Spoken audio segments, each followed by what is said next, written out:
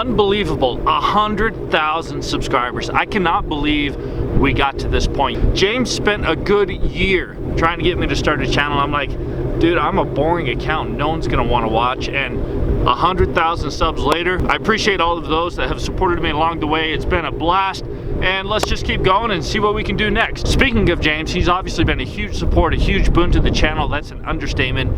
And on that note, we are gonna go borrow his Jeep Gladiator Hellesaurus with the Hellcat engine, and we're gonna do a review of it. It's gonna be a terrible review. It's gonna be a casual review, but give you guys my perspective of it. Now, I've driven it for a few days already, and I will spoiler alert right now, I love it. It's awesome, but there are some cons, there are some things about it that I don't necessarily like, and we're gonna get into that.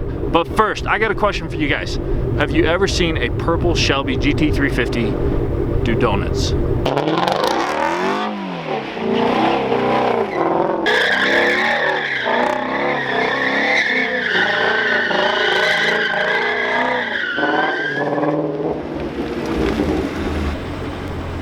That was quick, but I think it's time to go. Okay, I know the donuts were like, they gotta get better. So if you guys stick around, at the end of the video, we're gonna do a take two and try again. But remember, I told you, I've said this many times, I'm not a pro driver. I'm just a dude, and we're working on getting better, and I want to get better at donuts, so we're gonna keep practicing. Anyways, 2 videos ago, I said if it got 4,131 likes, we would do a review of the Hellesaurus, and it happened. I appreciate all of you for hitting that like button. So here we go. The only thing I did not say is that the review would probably be pretty terrible. In fact, in the words of the great Billy Madison, we will probably all be dumber after watching this video. Let's get into it. The first thing, life is not all rainbows and unicorns, so we're gonna start with the negatives. The first thing I don't like about it, you gotta stretch to get in, because I don't know if you can tell, but it's so high, you gotta get limber, you gotta get loose.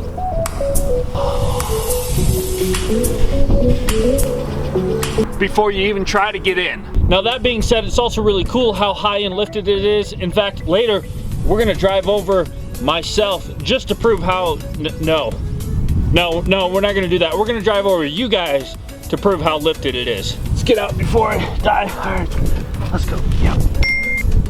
Okay, just to show you guys how difficult it is to get in, I'm gonna embarrass myself. Well, I'm always embarrassing myself, but you get the idea.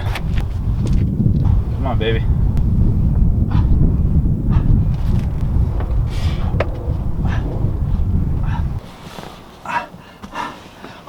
See, my grandpa would have a hard time getting in. In fact, I can't take him to lunch in this thing. That's a problem.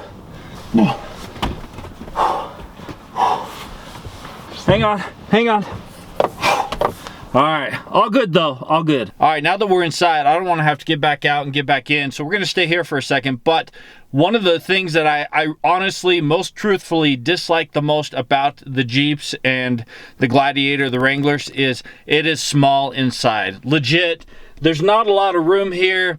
The cabin's a bit tight, and for someone of my size, it's just a little cramped. And I love Jeeps, Wranglers, Gladiators, all that good stuff, off-roading and whatnot. It's a load of fun, but for me personally, I don't know that I would ever buy one just because the cabin is a bit smaller. I mean, look at the back seat. If I was sitting behind myself, off-roading, knees clanging against, I mean, I'd be crying like a baby. It's just, the Jeeps, they're just a little bit too small for me. Like, for real.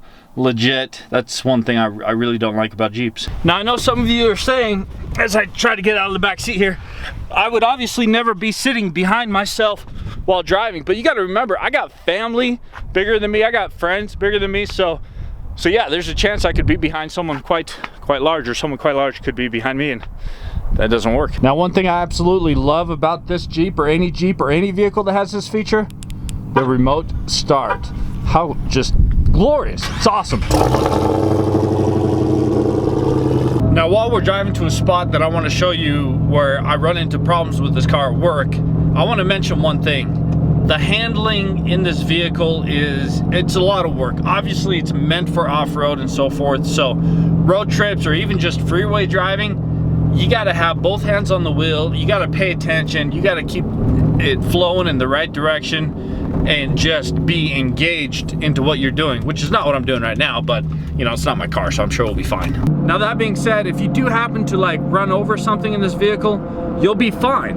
Because you won't even know. It's so massive, you can run over anything. So it may not handle like a Lamborghini, but you can get anywhere that you need to go, because you just go right over it. Of course, right after I say that, I'm reminded of the nemesis, the thing that keeps us from going wherever we want to go.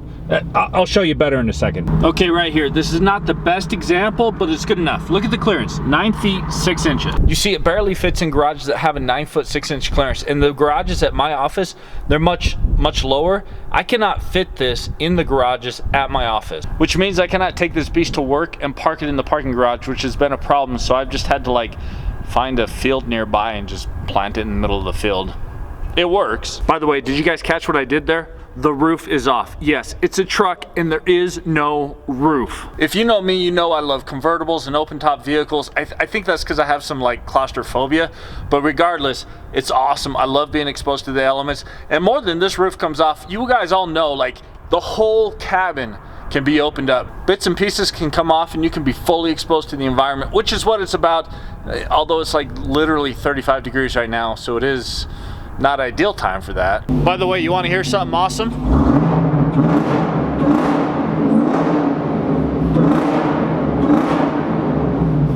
We better go. Yeah, we gotta go. And just like that, I do a couple revs and we are out of fuel. I gotta go fill up. This hog gets like 1.5 miles to the gallon. I've filled up like 3 or 4 times just to do this review video, so I'm probably gonna go broke on this video.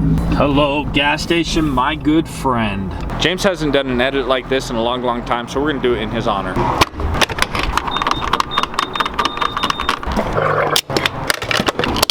Of course, those low MPGs and all those fill ups and going broke are worth it, because you're staring at a 6.2 liter Hellcat engine. Yes, this thing is massive. You guys know James engine swapped it. You know he's gonna engine swap it again. And to just drive a Jeep with that big of an engine, it changes the whole experience. I think you guys know, you get it. It changes everything. And the lower MPGs, all that, million times worth it over and over again.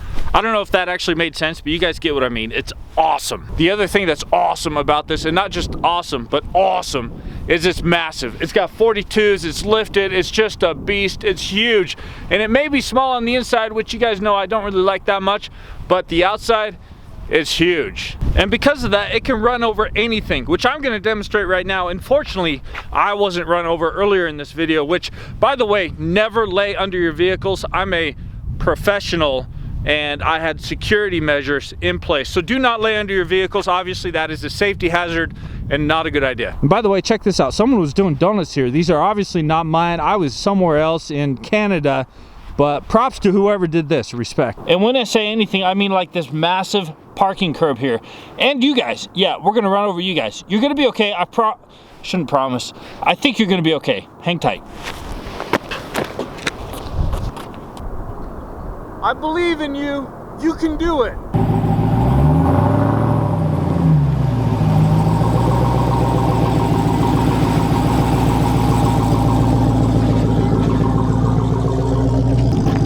How'd we do? You guys, I think we did it. Yes. Now, some of you may not be convinced at how impressive that was. For me, it was pretty good.